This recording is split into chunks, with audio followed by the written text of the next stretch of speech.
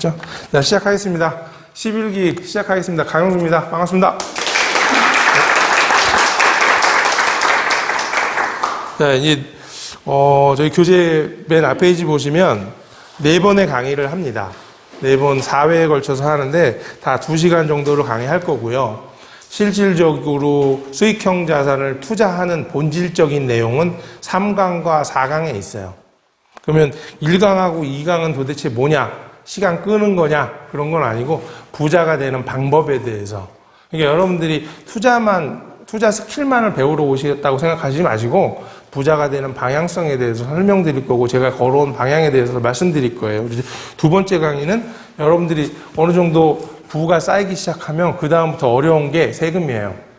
세금을 아직은 많이 안 내시지만 앞으로 많이 내실 거거든요. 그래서 어떻게 하면 부를 세금으로 다 뺏기지 않고 유지할 건지에 대해서 방향을 제시할 거고, 그리고 두 번째 시간 마지막에는 자식한테 어떻게 물려줄 건지.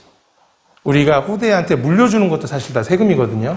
그래서 많이 물려주면 한 50%까지도 세금을 내야 되니까 실제 내가 재산이 많아도 자식한테 넘어가는 건 반밖에 안 된다 이렇게 생각하셔야 되거든요. 그래서 그런 것까지도 감안해서 어떻게 준비해야 되는지 임대법인에 대해서도 설명을 드릴 거예요. 그게 두 번째 강의고요. 세 번째는 이제 부동산을 투자하고 찾고 고르고 뭐 운영하는 방법 그런 거에 대해서 네 번째 강의에서는 어떻게 운영하면 좋을 건지 뭐 그런 방향성에 대해서 이제 말씀드릴 거예요. 그래서 이렇게 네 번째 강의 4개의 강의가 끝나고 중간에 캐시플로우 게임이라는 거를 제가 여러분들한테 시간 좀 조사해가지고 두 팀으로 나눠서 이제 기획을 해서 진행을 할 거거든요. 4명이 한 조가 될 거예요. 그래서 제가 단톡방에다가 투표를 올려놓으면 거기에 먼저 등록하신 분이 순서 기준으로 해가지고 먼저 한 팀 12명 잡고요. 그 다음에 나머지 12명 해가지고 모집해서 이제 캐시플로우 게임을 할 거예요. 캐시플로우 게임 같은 경우는 실제 3시간 동안 하는 게임이에요. 근데 중간에 10분씩 쉬어야 하기 때문에 3시간 20분이 걸리고요. 그리고 모여서 우쩌우쩌 어떻게 게임하는지 설명드려야 되니까 그것도 한 15분 정도 걸리고요. 그리고 끝나고선 앉아가지고 어떤 느낌이 있었는지 살짝 이야기하다 보면은 4시간이 걸려요. 그러니까 편안하게 생각하시고 오셔야 되고 시작하는 거는 평일이고요. 지금처럼 7시 반에 시작을 할 거니까 7시 반에 시작해서 4시간 걸리니까 늦게까지 하신다고 생각하시고 오시면 돼요. 네, 그래서 다 자기 차 갖고 오신 분들이잖아요. 그죠? 버스 타고 오신 분 없으시죠? 여기. 그죠? 그러니까 그래서 강의를 시작하겠습니다. 근데 첫 번째 강의는 부자가 되는 법칙과 여러분들이 그동안 알고 계신 투자 자산에 대해서 쫙 설명을 드리면서 이건 어떤 문제가 있고 이건 어떤 게 좋은 거고 어떤 게 나쁜 건지 설명을 좀 드려보겠습니다. 자, 그래서 자, 부자를 꿈꾸고 여기 오셨잖아요. 다들 부자가 되길 원합니다. 다 각자의 부자의 총량은 다를 거예요. 나는 50억 정도로 가질 수 있으면 부자라고 생각하시는 분도 있고 100억 정도는 돼야 된다 생각하시는 분도 있고 뭐 500억 정도라고 생각하시는 분도 있고 10억이라고 생각하시는 분도 있으실 거예요. 근데 대한민국에서의 부자의 기준은 사실은 저는 매년 10년째 똑같은 얘기를 하거든요. 부자의 기준이 대한민국 기준은 이렇대요. 현금 자산, 순자산 10억이 있으면 금융자산이 10억이 있으면 부자다라고 얘기를 해요.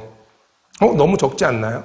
금융자산이에요. 금융자산. 대부분 대한민국은 자산의 70%를 부동산에 갖고 있기 때문에 대부분 10억 정도의 금융자산을 갖고 있는 사람이면 80억 자산가라는 거죠.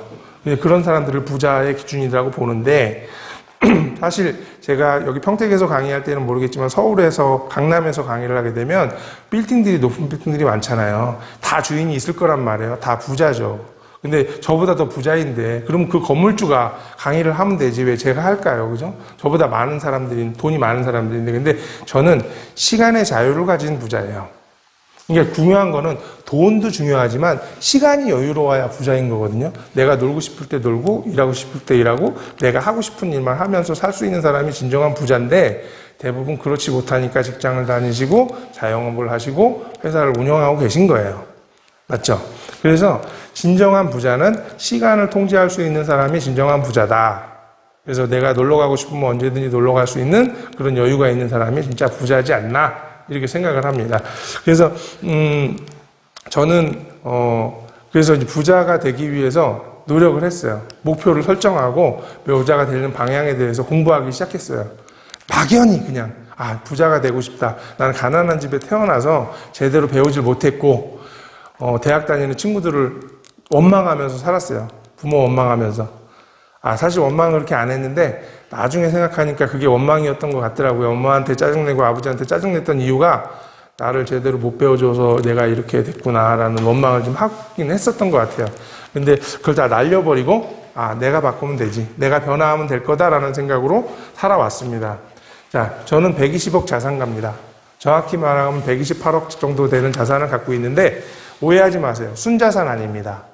순자산이 아니고 총자산이에요. 부채를 빼면 낮은 거예요. 10억일 수도 있고 20억일 수도 있고 50억일 수도 있고 80억일 수도 있어요. 순자산이 아니고 총자산이에요. 부채를 빼야 돼요. 부채까지 공개할 수는 없습니다. 죄송합니다만. 그런데 여러분들이 제 강의를 들으는 이유는 뭘까요? 대한민국에 120억 총자산 갖고 있는 사람이 한두 명이 아니잖아요. 저한테 온 이유는 뭐예요? 월 7천만 원의 현금으로 갖고 있기 때문에 오신 거죠.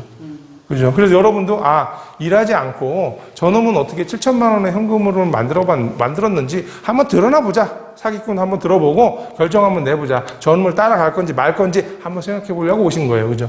그것도 돈까지 내가면서. 그죠? 여러분들은 사기당하셨습니다. 그래서 저는 현금으로, 이거 옛날에 쓴 거라서 6천만 원이라고 적혀 있는데 지금 정확히 하면 7,600만 원 정도 들어오는 것 같아요. 그러니까, 계속 늘어나고 있어요. 왜 늘어나냐면 전세를 월세로 전환하고 있고요. 계속. 그리고 월세가 계속 오르고 있어요. 근데 이자도 오르죠. 이자도 많이 올라요. 걱정을 많이 하세요, 저를. 요즘 금리가 많이 올라서 걱정이 많으시겠어요?